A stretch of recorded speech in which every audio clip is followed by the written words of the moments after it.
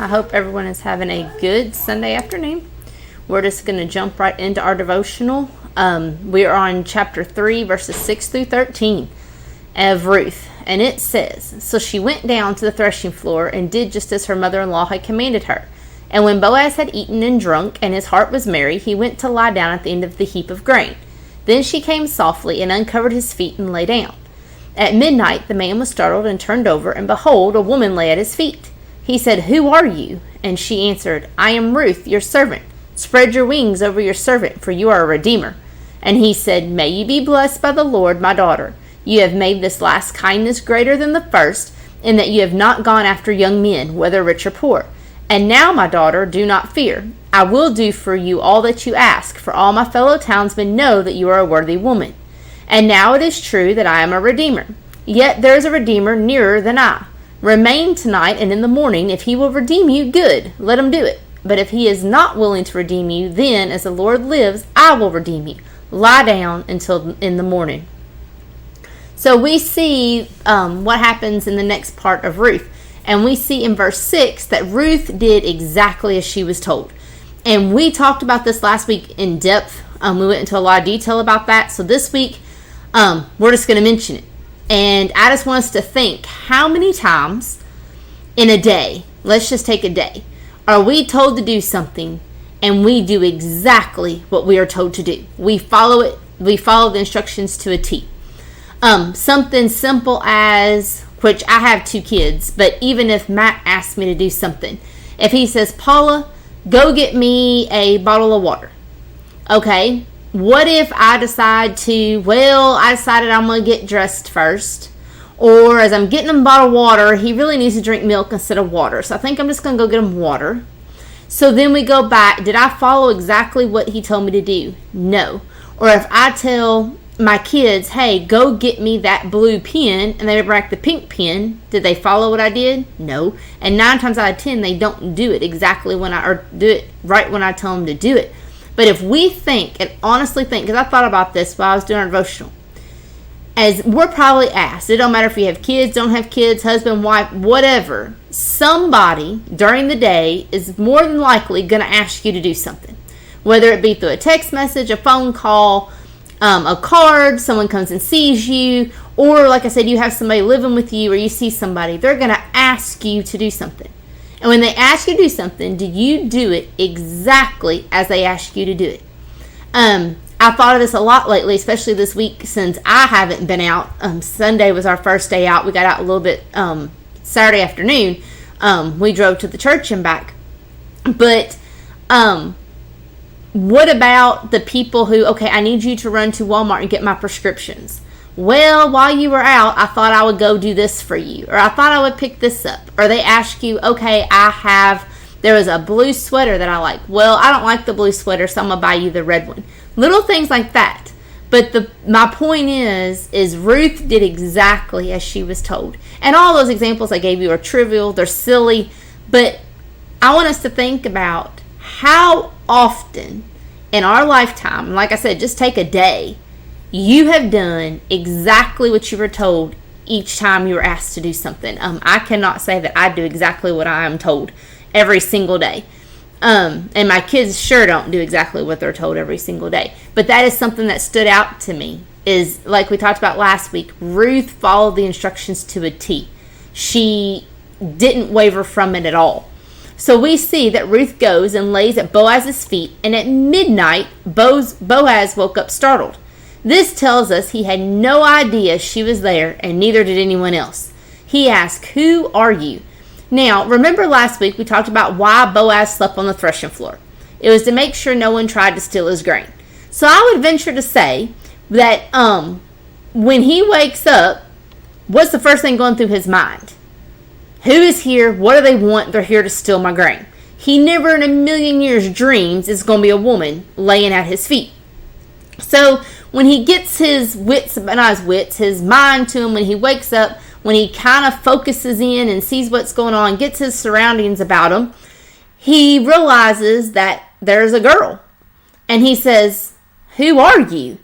And so Ruth answers, and this is the first time that we see that Ruth has spoken, the entire night that she's there. And she says, "I am Ruth, your servant.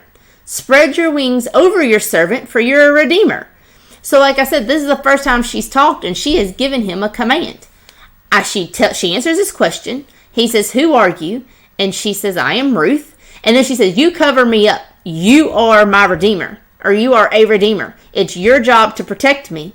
So when she says that, when she says, spread your wings over your servant, she meant for him to spread his garment, his clothing, his covering over her. And the covering and the spreading of your garment over someone meant a marriage proposal in that time. So Ruth is asking Boaz to protect her. And typically this would be in marriage, but she is asking to be protected. He said he would take her under her wing, and that is what she is wanting. And that's the same thing that Boaz had told her earlier in the book when he found Ruth in his field. If you remember, he called himself her protector. So now she's calling him out on it. She's like, you are my protector. I want you to protect me. And we see, if we keep reading, what Boaz's response was. His response was, may you be blessed by the Lord, my daughter. You have made this last kindness greater than the first, and that you have not gone after young men, whether rich or poor. And now, my daughter, do not fear. I will do for you all that you ask, for my fellow townsmen know that you are a worthy woman. And now it is true that I am a redeemer, yet there is a redeemer nearer than I. Remain tonight, and in the morning, if he will redeem you, good, let him do it. But if he is not willing to redeem you, then as the Lord lives, I will redeem you. Lie down until the morning. So we see the short interaction between Ruth and Boaz. I think it calmed Boaz down a little bit when he realized it was Ruth. It was somebody that he knew, somebody he was attracted to, but he was probably still wondering, what in the world are you doing here? He has no idea that she has been there all night long, that she has watched the meal. She has watched him lay down and go to sleep. She's made sure he was good in his sleep before she made her move. And now he's like, okay, we'll kind of deal with this in the morning. He talks to her, but again, you're on the floor with other people. I think of college days. I think of, you see on TV shows, or sleepovers that we've been to, that you have 4 or 5 people in a room. I don't know how many servants were on his threshing floor, but we read last week that the servants slept on the threshing floor as well. So you got to think, they're probably whispering. Because if you're like us, I will wake up. The slightest noise, I'm going to wake up. So she has to tell him, after she's done startled him, and it's a wonder he didn't wake up and scream. I mean, could you imagine? You're in a deep sleep. And we have talked about this before, about me waking up, my kids looking at me in the face and not saying anything. But you get startled. And it's a wonder he didn't scream, he didn't jump, he didn't make any kind of action that would wake anybody else up. And then Ruth has to tell him who she is. So you can see she's probably whispering. She's probably very close to his face at this point, is the way I picture this interaction going, because they can't have a full-fledged, regular, normal voice conversation going on, or they're going to wake up everybody else. And so Boaz says, may you be blessed. Again, we saw, I think it was chapter 1 or chapter 2, when he asked who Ruth was, and Ruth, they said it was the daughter-in-law of Naomi, and he called them blessed for all the trials they had been through and what they have done. And again, he says, may you be blessed by the Lord. And he also says, you've not gone after any young men, whether rich or poor.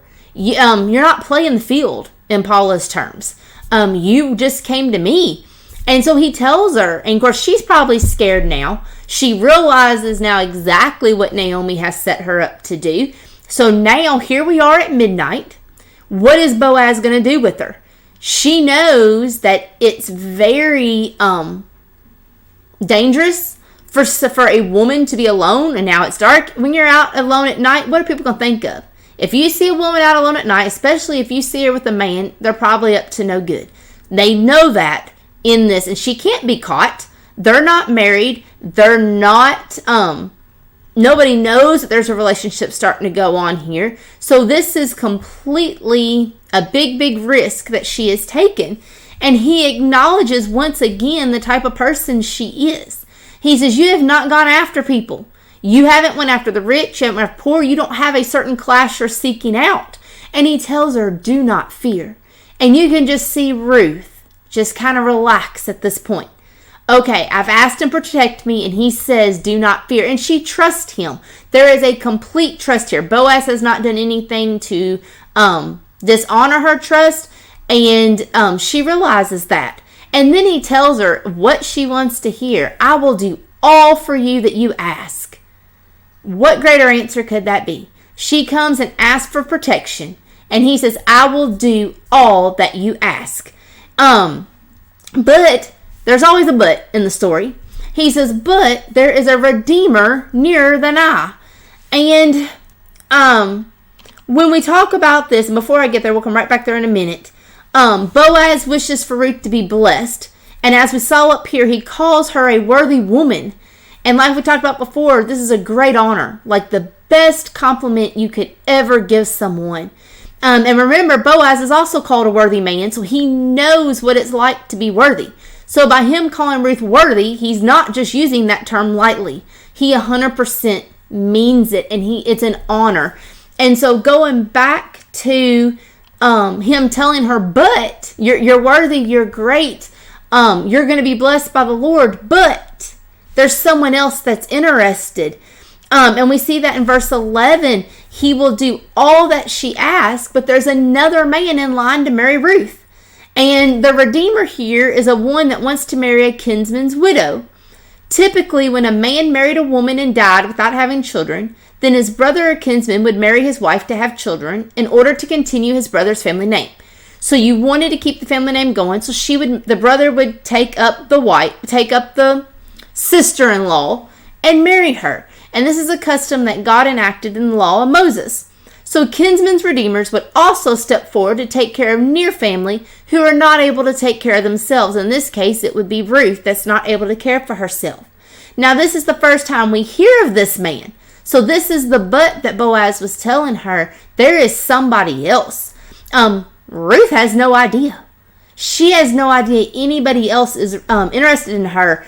She didn't have any idea there is another redeemer out there. This was set up by Naomi. Naomi didn't know it, or maybe Naomi didn't like the other guy. We don't know. We're not told. But we are told she is sent to Boaz. So all this has probably taken Ruth back a few steps. And she's probably wondering now, hey, why did Naomi send me? If there is someone else interested in me, why is she having me go after Boaz? So all this is she's learning, I guess, more about herself, something new to the story. So, however, Boaz tells Ruth that he will speak to this other man, and they will work out what is best for Ruth and Naomi. So he never agrees to her. He agrees she will be protected. He does not agree it will be him. But Boaz expresses the idea that he is willing to marry Ruth. However, the near kinsman redeemer must be asked his decision first. Again, that falls into the worthy.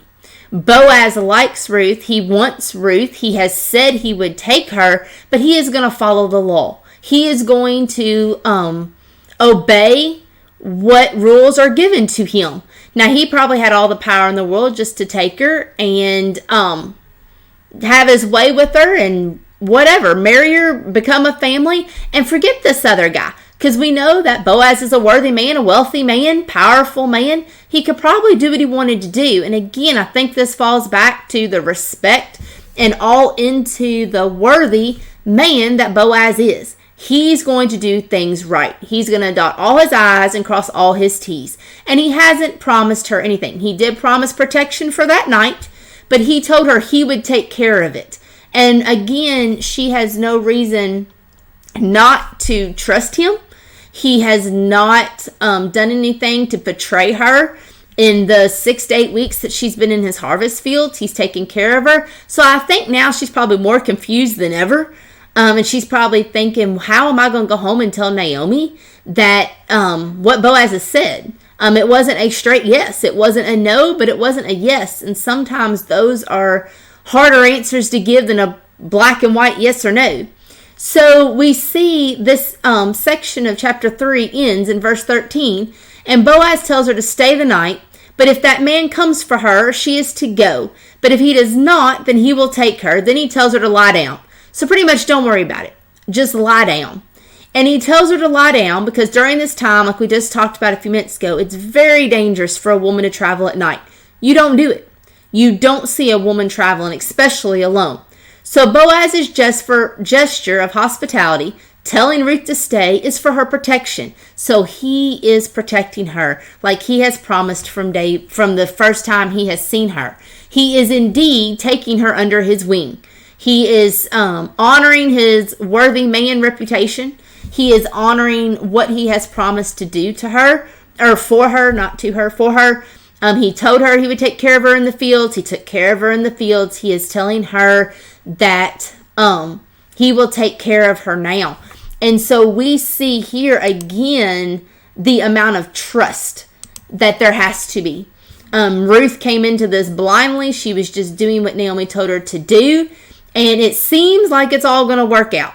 It seems that as long as we can get this other guy out of the picture, this other redeemer, then Ruth will have what Naomi wants for her. She will have Boaz. So we will conclude chapter 3 next week.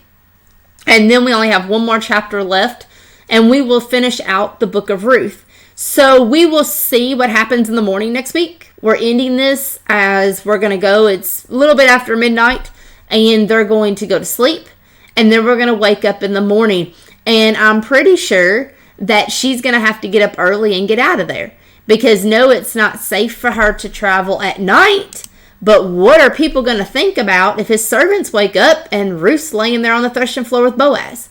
What are they going to think about? That's not going to come across too good. So, especially if Boaz has to go meet with this other redeemer. And you know how rumors fly. You know how gossip flies.